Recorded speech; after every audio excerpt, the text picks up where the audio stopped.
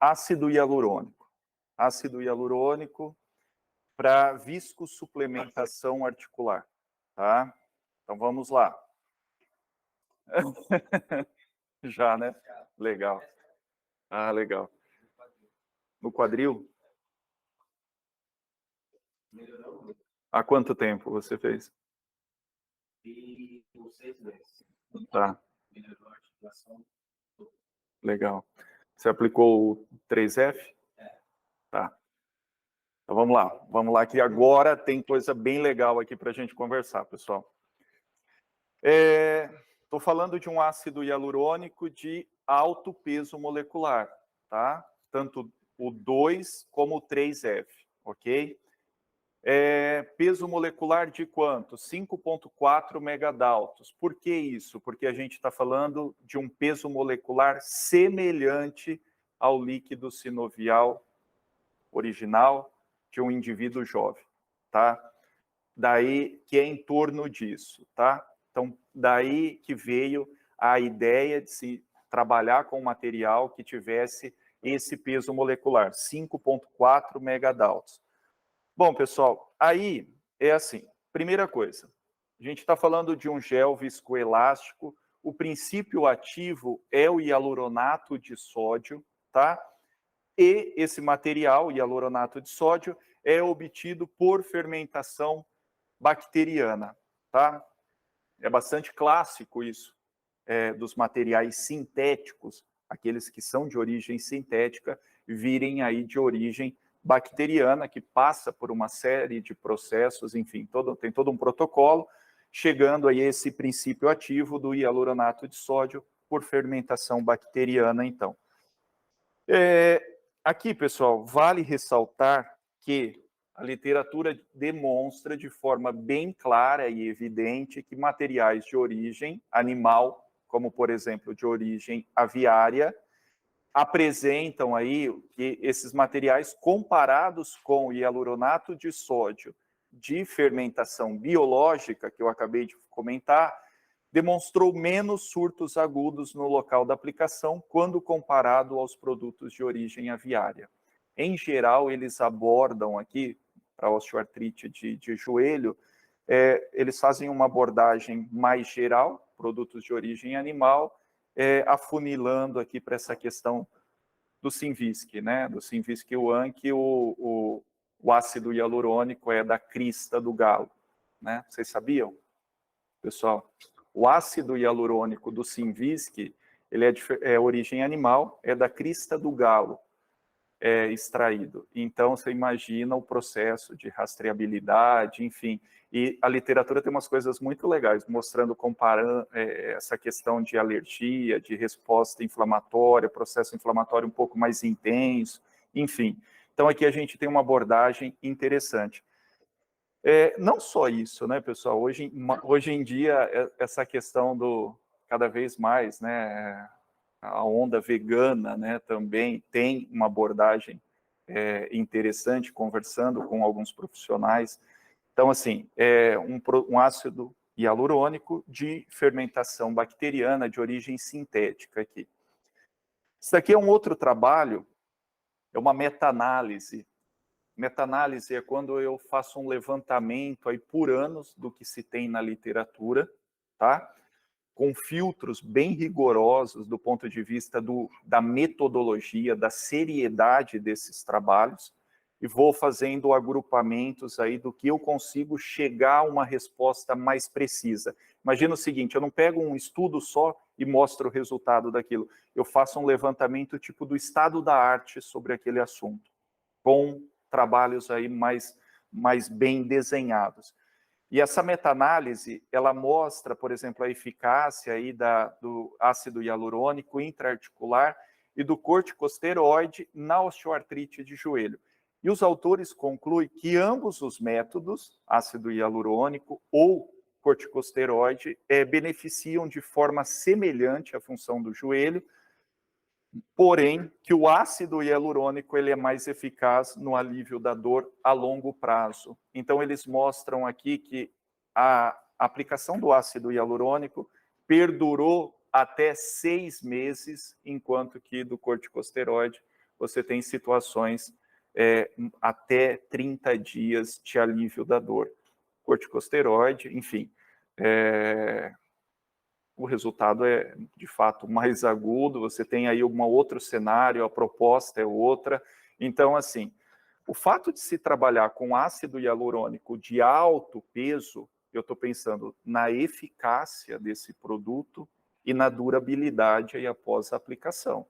Se eu coloco um baixo peso molecular, momentaneamente isso é muito agradável para a articulação. E eu vou mostrar que tem até resultados interessantes o baixo peso para a articulação para favorecer alguns mecanismos.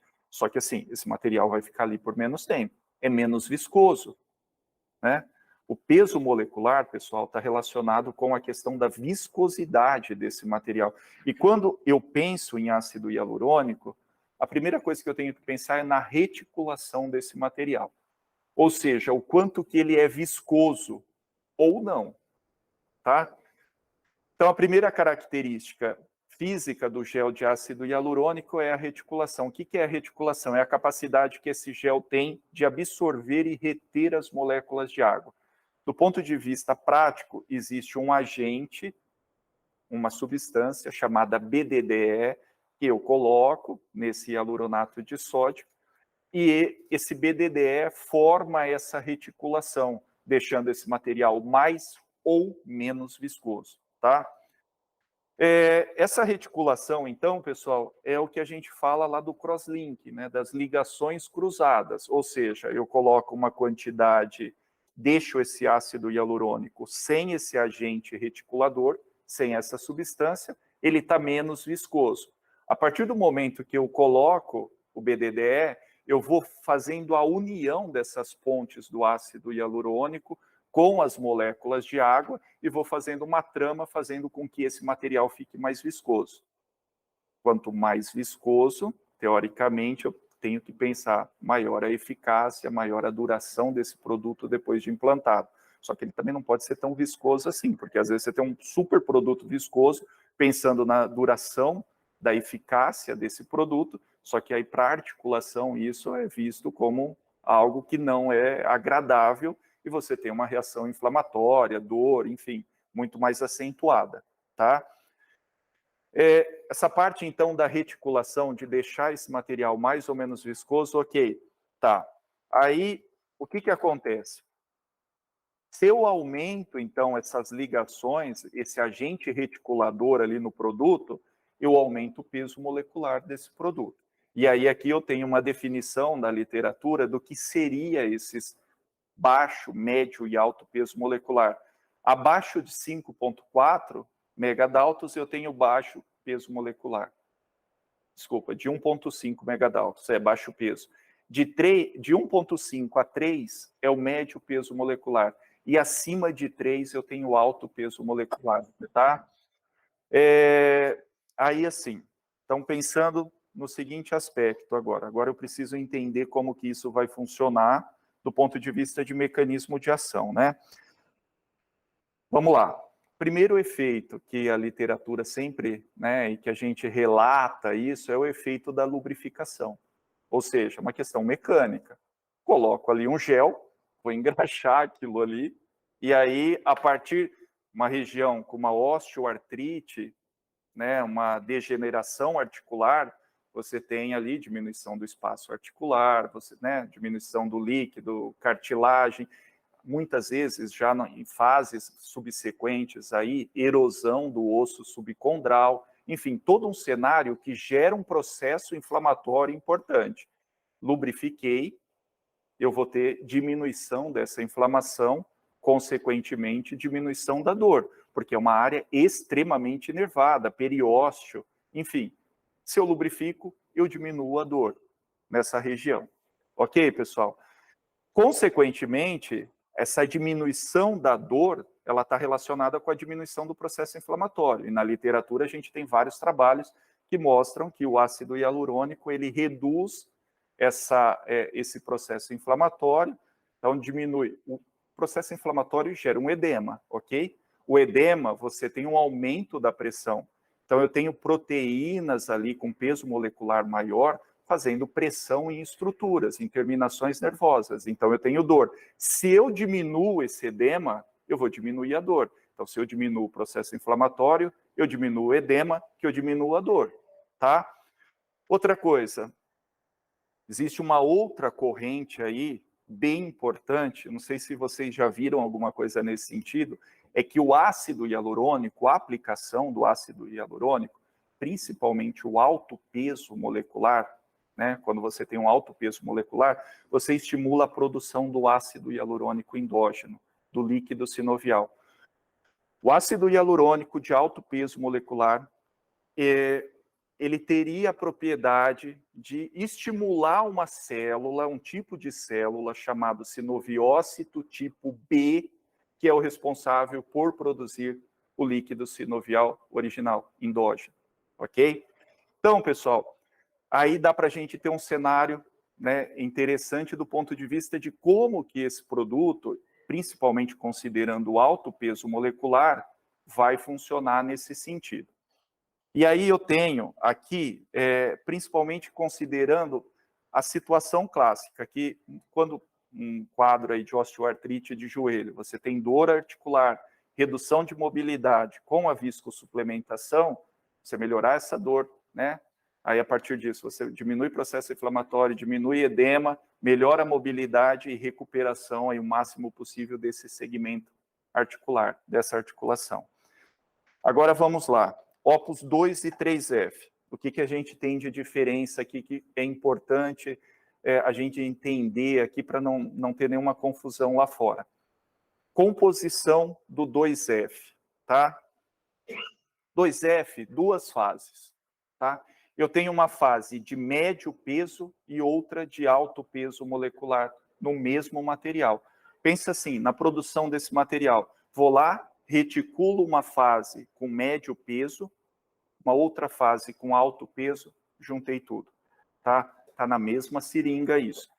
Esse hialuronato de sódio, então, que é usado para confeccionar o ácido hialurônico, ele é apenas reticulado, tá? Com médio e com alto peso molecular. Existe o tampão fosfato, que é o que vai neutralizar esse pH. É isso daí. Estou falando de um produto com peso molecular final de 5,4 megadaltos. Tá. Do ponto de vista, esse é um produto bifásico, eu tenho médio e alto peso molecular na mesma composição. Outro produto aí que então surge depois é essa composição trifásica. Trifásica, 3 fases, eu tenho hialuronato de sódio reticulado e sem reticulação, mais o tampão fosfato que vai neutralizar o pH.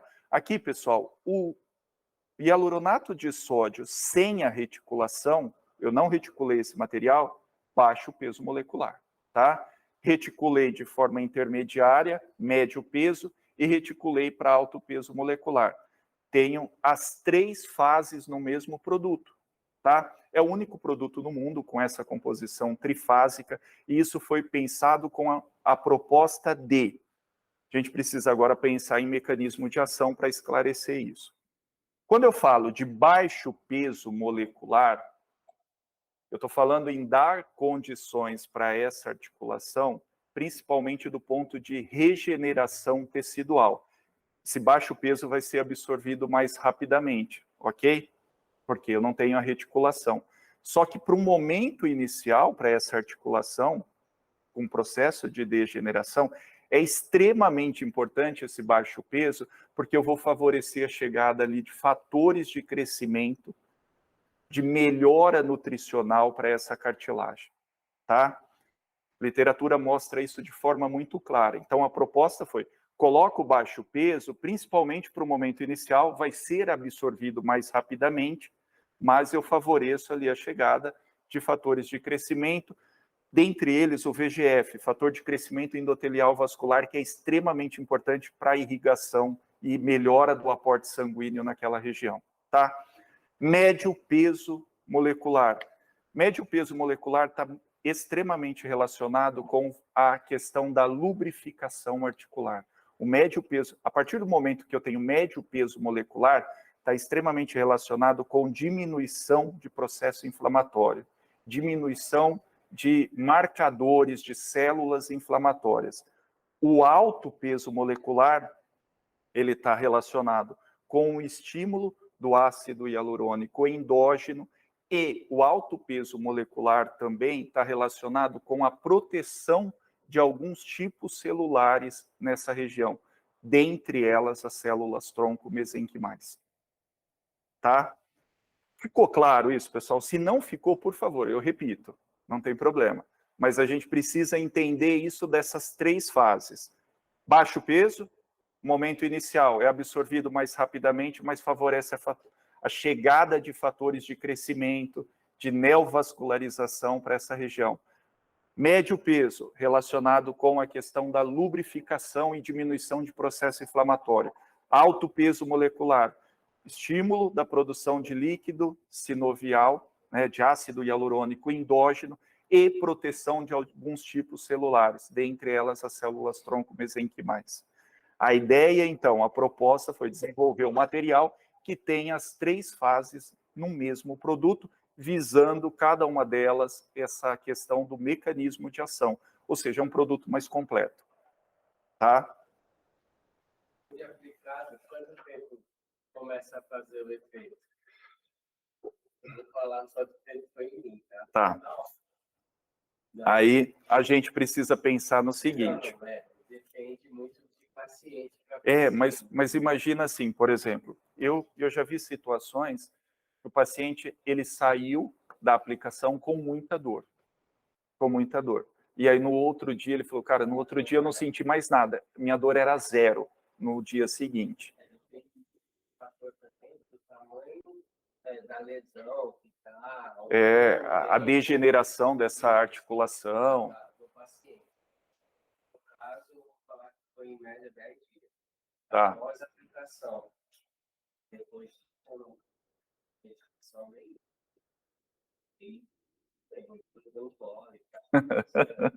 melhorou, mesmo. Mas pessoal,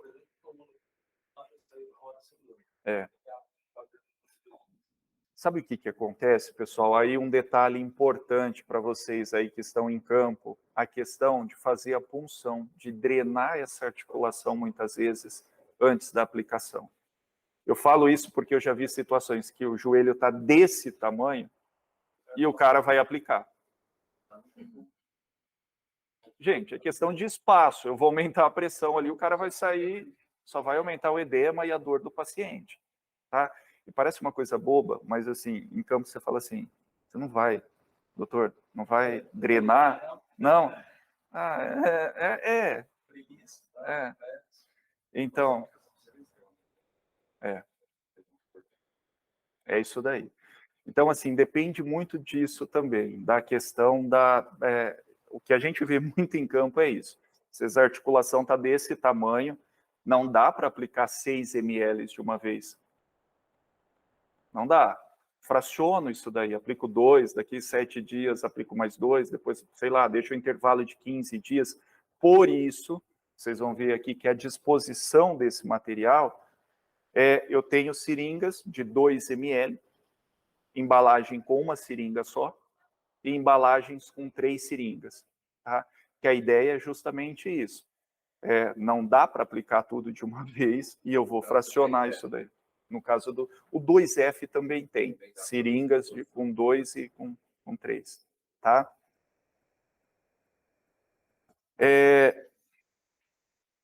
Do ponto de vista, pessoal, aí assim, mais de estratégia comercial, eu estou falando. O 2F, hoje, ele é direcionado para centro cirúrgico, né? Em cirurgias aí que faz a higienização daquela articulação, na sequência a aplicação em seguida, o 3F para uso em clínicas, aí do ponto de vista ambulatorial. Técnico, pessoal, não dá, eu da parte técnica, aqui a gente da parte técnica científica, não dá para ficar estabelecendo essa diferença, tá? Mas se eu aplicar o 2, tá em clínica? Não tem problema. A questão é mais do ponto de vista de direcionamento. Hoje, o 2F vai para centro cirúrgico, o 3F comercializado aí nas clínicas, procedimento ambulatorial.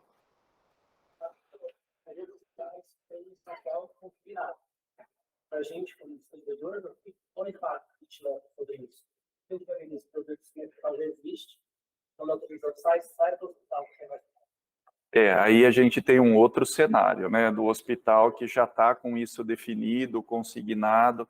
Aí é mais de uma questão de acordos comerciais, aí de como que isso é definido, por exemplo, vai entregar para aquele hospital, quem é o distribuidor responsável por aquele... Aí depois, eu acho que isso vocês podem abordar com o Francisco, com o Chico, que é responsável pela gestão comercial, de como que isso tem sido conduzido aí na rede. Eu não sei... Está montando um kit. Tá. Esse kit vai ser vendido para vender sozinho. Exatamente para pegar essa negócio. Nós colocamos como já tem mais ou menos um kitzinho para cortar o kit com ácido. Entendi. Para esse diferencial aí. Acredito que nós vamos deixar de usar esses fungos que tem aí, que é o sinógenos, esses antigos aí que baixa pelo muito lá. Vai usar um recente. Vai criar um sistema. Legal. Criar uma outra estratégia aí de abordagem. Legal. Pessoal, e do ponto de vista de... vamos lá. Duração, tá? Primeira coisa, a gente tem, do ponto de vista de respaldo técnico, científico, 6 meses, tá? É o período aí da duração. Então, veja só. Primeiro, esse produto pode ser aplicado em uma única aplicação, ou, se o médico achar pertinente, após a avaliação, fragmentar isso, por exemplo, em até 3 aplicações, aí, uma semanal, né, intervalo de 7 ou 15 dias. Outra coisa,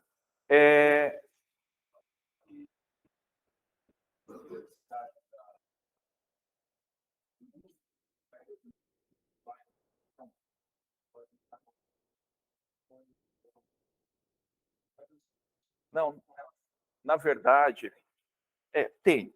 Porque assim, veja só, o que a gente está pensando aqui? A ideia não era entregar algo que eu tinha só a opção de falar assim, não, eu vou aplicar 6 ml de material, de ácido hialurônico nessa articulação.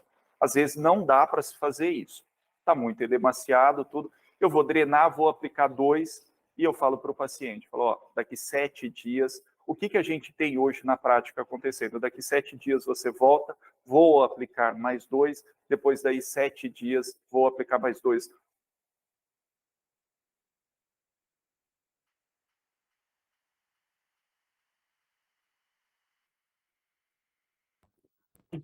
Uma única aplicação.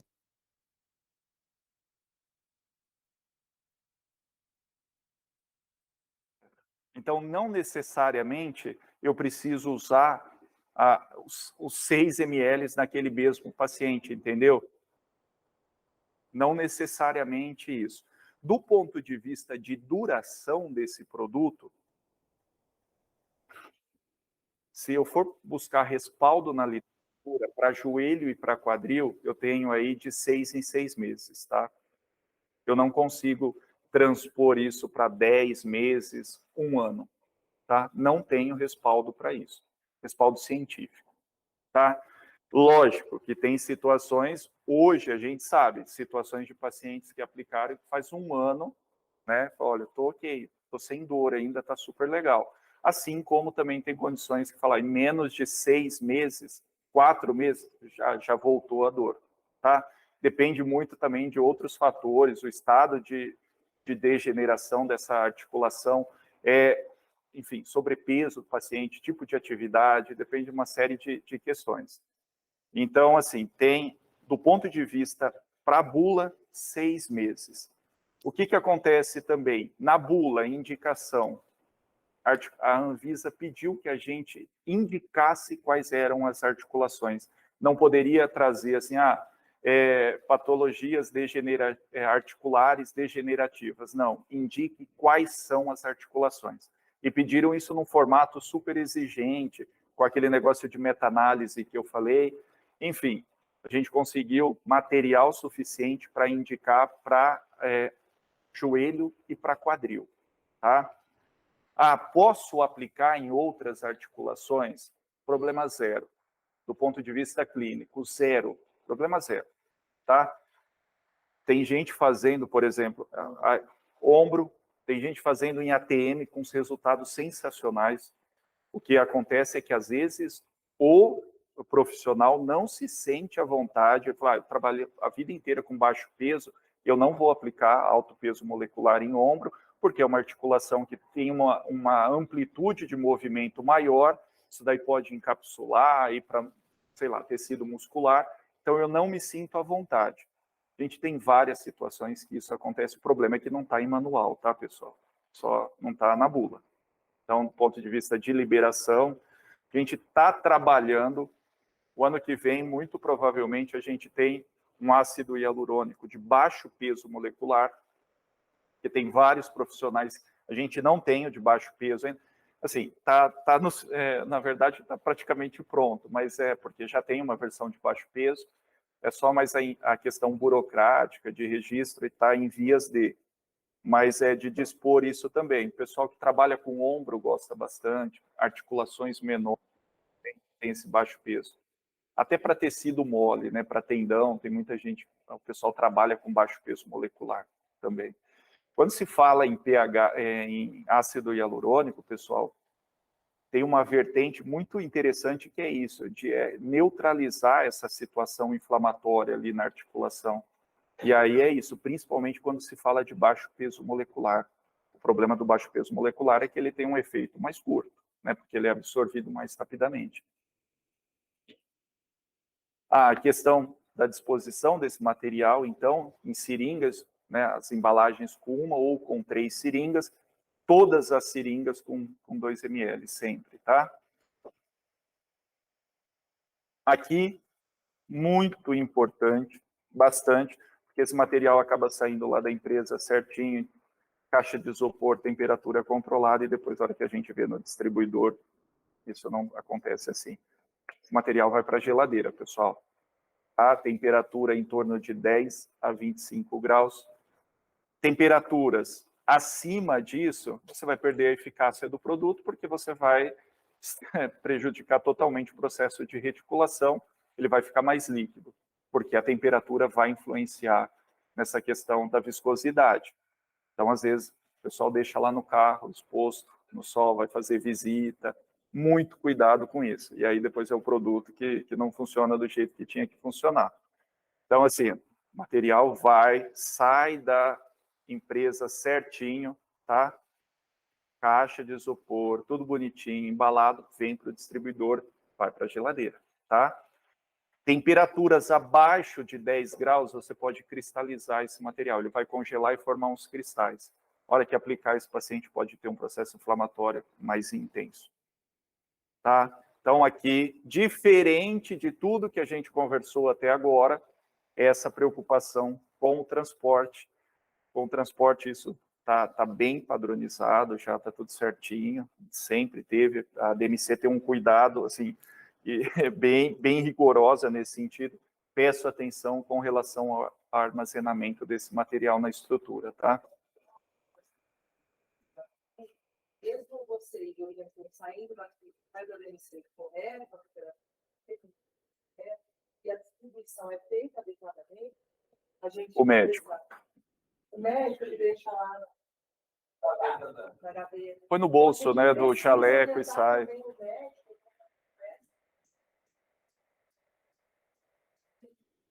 Uma prisão alterada, essa temperatura de armazenamento. Ter tomado uma Não. Perdeu. Essa questão a gente chama da reometria, né? Reologia do material, é muito estreita essa faixa. Pessoal, todos os produtos da DMC que a gente conversou até agora, eles saem e a esterilização é terceirizada por radiação gama. Aqui não. Aqui é uma esterilização por câmera úmida. Então, assim, Essa reometria, essa viscosidade, segue uma faixa muito estreita de aceitação pela Anvisa, muito estreita, quando você termina de produzir o material. Esse material vai por um processo de esterilização por 3 dias. E eu tenho que garantir que, ao final, ele preserve essa mesma faixa. Então, é um processo altamente controlado, altamente controlado. A questão, deixou esse material exposto a outra temperatura, quero recuperar. Se alterou essa faixa, o material vai ficar bem menos viscoso e vai perder eficácia. Não consigo reverter isso daí, tá? Então, vamos lá, finalizando, vantagens no uso desse material aqui, a gente usa bastante isso nas justificativas aí, origem sintética do produto, tá?